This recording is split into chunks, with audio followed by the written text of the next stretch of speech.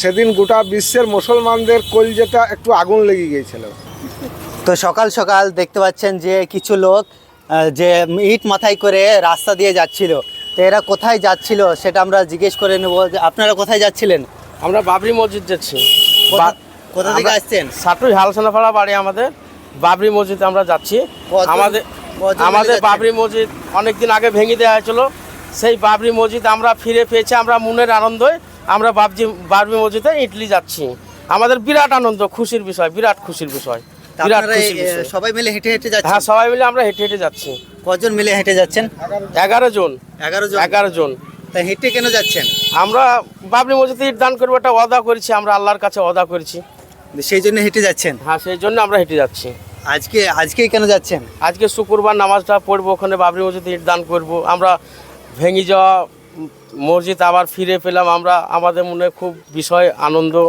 আমরা তার জন্য আল্লাহর কাছে ওয়াদা করেছি, আমরা বাবরি মসজিদে হেঁটে হেঁটে ইটলি যাব।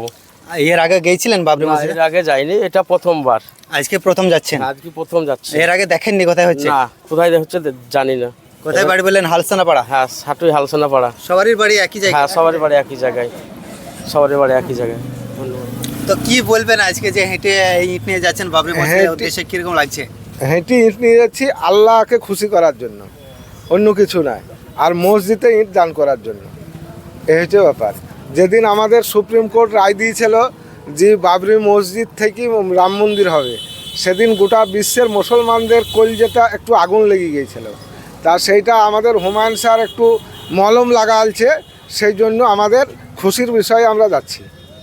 হ্যাঁ, তাহলে বাবরি মসজিদকে সমর্থন করছেন তো? অবশ্যই অবশ্যই। হুমায়ুন কবিরকেও সমর্থন করছি, বাবরি মসজিদকেও সমর্থন করছি। হুমায়ুন কবির নতুন দল করছে, সেটাকে সমর্থন করছেন? হ্যাঁ, হুমায়ুন কবিরকে টাকাও দেবো, ভোটও দেবো, কোনো অসুবিধা নাই। টাকাও দেবো, ভোটও দেবো। আমার নাম শেখ কামরুজ্জামান। তোমার নাম কি বাবু? রাহুল শেখ। তোমার কষ্ট হচ্ছে না? না, কষ্ট হচ্ছে না? কোথা থেকে নিয়ে আসছো? কখন বেরিয়েছো?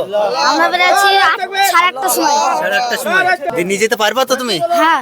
কিরকম লাগছে আজকে ইট নিয়ে যেতে? অনেক ভালো লাগছে। কিরকম লাগছে? অনেক ভালো লাগছে, খুব খুশি। আমি কাজে ছিলাম, তা কাজে থেকে বাড়ি আসার জন্য যান ছটপট ছটপট করছে, কখন আমি বাবরি মসজিদে যাবার, কখন নামাজটা পড়বো। তাই সেই দিনটা আল্লাহ আমাকে দিয়েছে, আমি খুব খুশি, আজ খুব খুশি। জীবনে কোনো খুশি পেলে এইটাই আমার লাইফে প্রথম খুশি। এর আগে দেখেছো? না, এর আগে দেখিনি, খালি মোবাইলে দেখছি। আর যান ছটপট ছটপট করছে, কখন যেয়ে আল্লাহর কদমে মাথা ঠুকবো, বাবরি মসজিদে যাই। আজ খুব হ্যাপি, আমি খুব খুশি। বাস। কি নাম ভাইয়ের? আমার জাহিরুল শেখ নাম। আপনাদের পাড়ার মধ্যে দিয়ে এই হালসানা পাড়া থেকে ইট নিয়ে যাচ্ছে মাথায় করে, 11 জন ইট নিয়ে যাচ্ছে। তো এটা দেখে কিরকম লাগছে, কি বলবেন? খুব ভালো লাগছে, আলহামদুলিল্লাহ।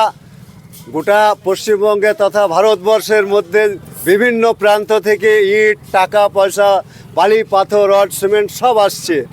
এবং আমরা চাই বাবরি মসজিদ শীঘ্রই খুব তাড়াতাড়ি যেন তৈরি হয়। এইটাই আমাদের আশা ভরসা, যে বাবরি মসজিদটা খুব তাড়াতাড়ি যেন নির্মাণ করা হোক। এই 11 জন মিলে মাথায় করে ইট নিয়ে আসছে অনেক দূর থেকে। তা এনারা ইসলাম ধর্মকে খুব ভালোবাসে এবং এরা ইসলামকে প্রাণ দিয়ে ভালোবাসে বলে মাথায় করে ইট নিয়ে যাচ্ছে মসজিদে।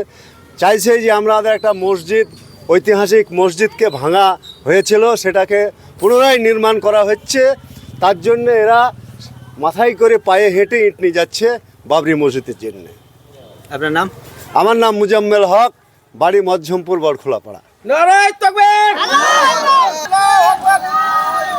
খুব সুন্দর লাগছে মামু, আমাদের একবারে ফার্স্ট ক্লাস। জিন্দাবাদ।